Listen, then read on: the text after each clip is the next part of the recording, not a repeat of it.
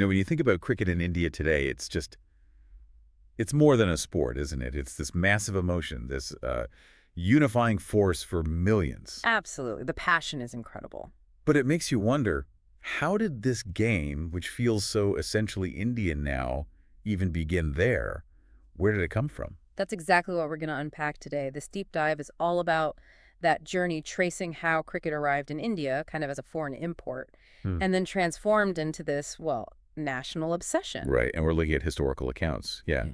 to piece together this story. Exactly. We've got the sources that detail cricket's early days in India, sort of a shortcut to understanding this really amazing cultural shift. Okay, great. So where does the story actually begin? Take us back. Well, it starts way back in the 18th century.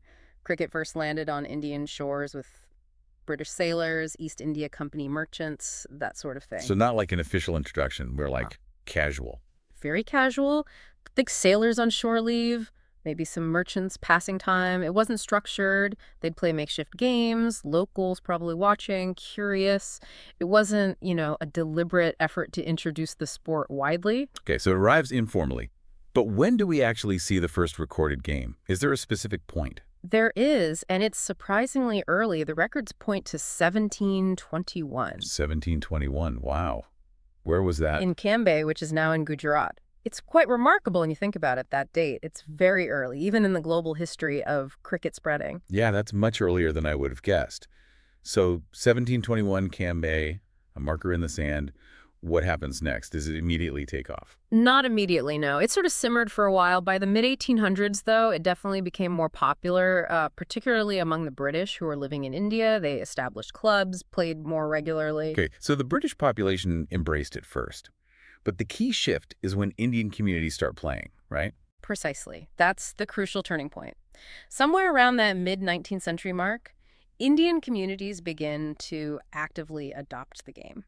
And that's where it gets really interesting. Why do you think that happened? I mean, adopting a game brought by the colonizers. That's the million-dollar question, isn't it? Was it aspiration? A way to connect or compete with the British? Or maybe, just maybe, the game itself was simply captivating. It was likely a mix of all those things. And was there one group that really led the charge initially? Yes, absolutely. The Parsi community in Bombay, modern-day Mumbai, were the true pioneers. They were the first Indian community to really embrace cricket in a serious, organized way. Organized how?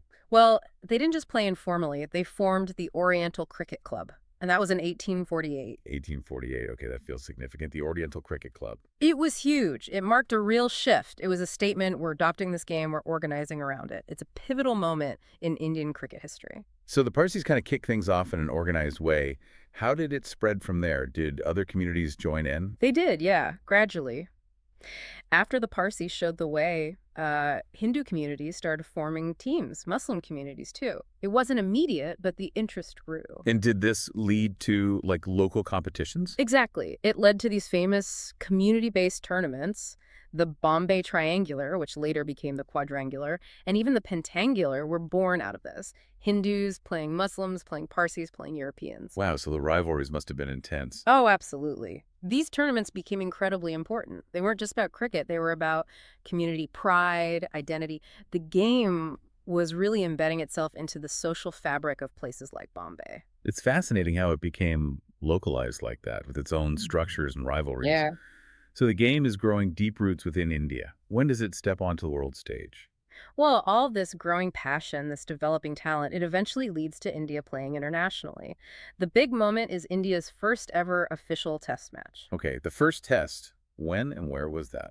That was in 1932, and significantly it was played at Lord's in London against England. Against England, at Lord's.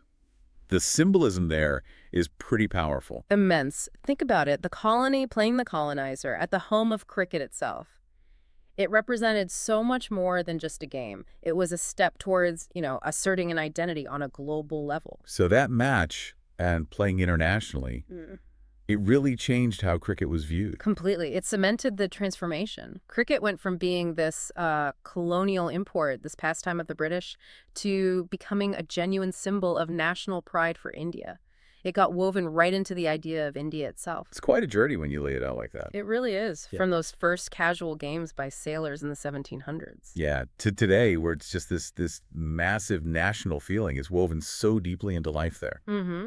And it makes you think, doesn't it? This whole journey, what does it tell you about how culture works? How something from the outside can be absorbed, transformed, and become so completely part of a nation's identity. That's a great point. It becomes something new, Mhm. something uniquely their own. Exactly. So here's a thought to leave you with. If a sport that started as a colonial pastime can evolve into such a powerful source of national pride, unity, and emotion, what does that really tell us about how cultures change and maybe what truly defines a nation's collective spirit?